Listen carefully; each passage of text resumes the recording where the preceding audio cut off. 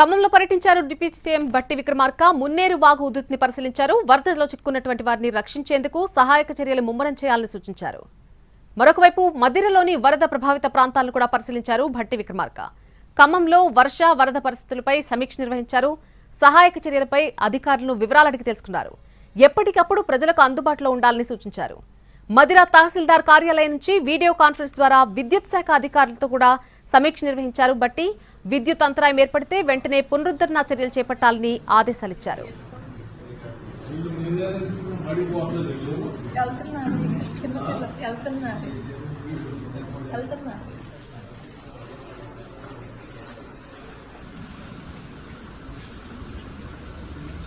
గత 2 రోజులుగా కురుస్తున్న వర్షాలతో పాలేరు రిజర్వాయర్ నుంచి వరద నీరు ఉధృతంగా ప్రవహిస్తోంది.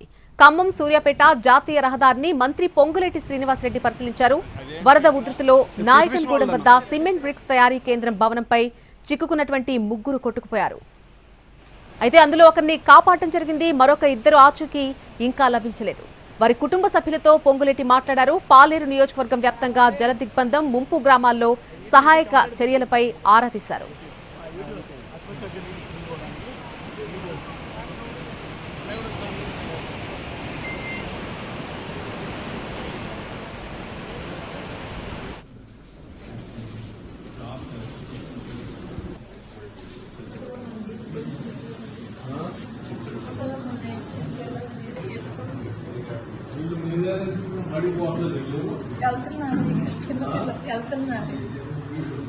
వెళ్తున్నా